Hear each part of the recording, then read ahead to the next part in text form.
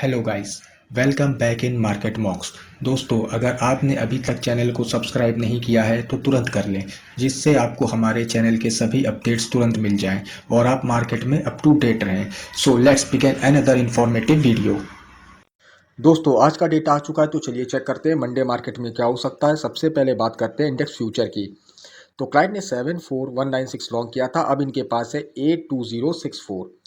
DIIs ने future पे long किया था 21279 के साथ, अब इनके पास है 21112। एफआईस की बात करें तो फ्यूचर पे शॉर्ट सेलिंग करी थी -127080, अब इनके पास है -136416। प्रोस की बात करें तो फ्यूचर पे लॉन्ग किया था 31605 के साथ, अब इनके पास है 33240। कॉल के डेटा की अगर बात करी जाए तो क्लाइंट ने कॉल पे पहले सेलिंग करी थी -62970, अब ये लॉन्ग हो गए हैं 382727 के साथ। डीआईस ने कॉल पे कोई काम नहीं किया है। एफआईस की अगर बात करें तो कॉल पे लॉन्ग किया था 169477 के साथ, पोजीशनें थोड़ी कम होती दिखती हैं 26516 के साथ, लॉन्ग पे ये लॉन्ग है। प्रोस की अगर बात करें तो कॉल पे सेलिंग करी थी -106508 के साथ, अब इनके पास है -409244।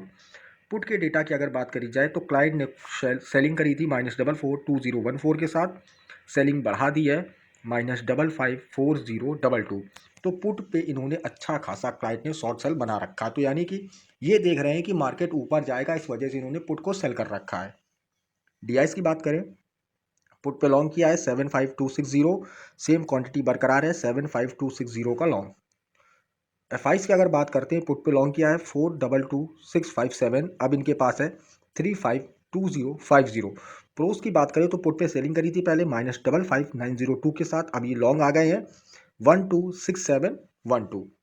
नेट पोजीशन की अगर बात करी जाए ओवरऑल तो क्लाइंट बुलिश है 101813 के साथ, तीनों स्मार्ट मनी बियरिश हैं। डीआईस के पास है -54148, एफआईस -461950, प्रोस -502716।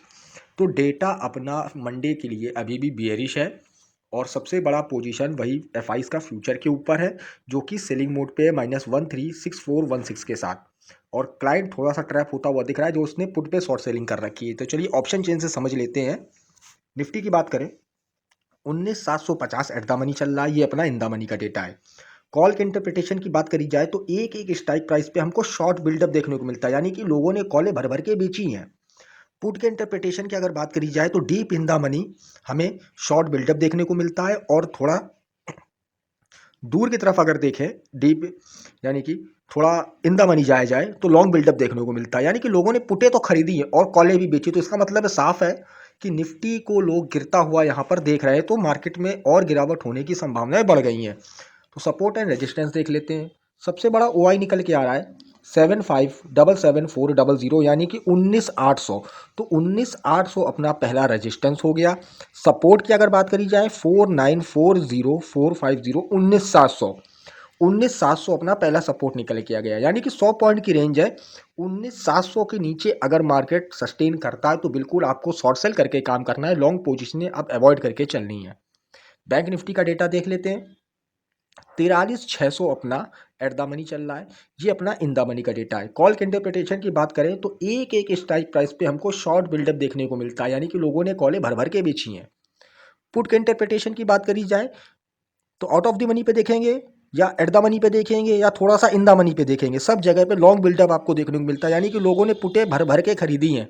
और डीप इन द मनी जब आप जाएंगे तो कुछ जगह आपको शॉर्ट कवरिंग देखने को मिलती है, यानी कि लोगों ने जो पहले शॉर्ट क्रिएट किए थे वो भी कवर करते हैं, यानी कि पूरी तरीके से बैंक निफ्टी में बुरा पोजीशन बना हुआ है और गिरावट की संभावनाएं यहाँ से दिख रही। निफ्टी से ज़्यादा बैंक निफ्टी का डेटा खराब है, तो बिल्कुल आपको निफ्टी को अवॉइड करके बैंक निफ्टी पे शॉर्ट सेल करना है। तो ओआई के माध्यम से सपोर्ट एंड रेजिस्टेंस देख लेते हैं।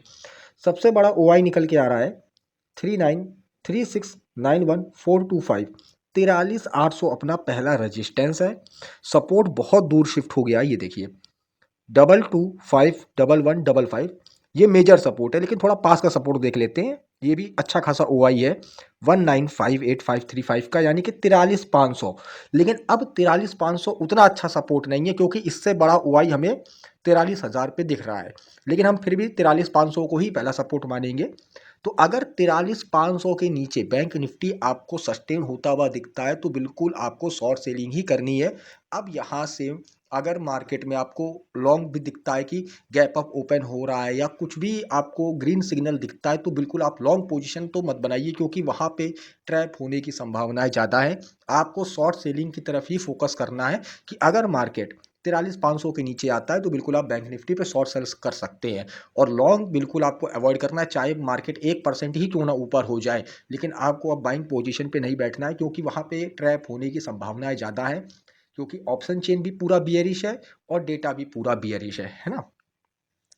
तो थैंक यू गाइस, होपफुली मैं डेटा समझाने में कामयाब हुआ हूँ। वीडियो पसंद आया हो तो लाइक करिएगा, कोई डाउट हो तो कमेंट सेक्शन में पूछिएगा। धन्यवाद।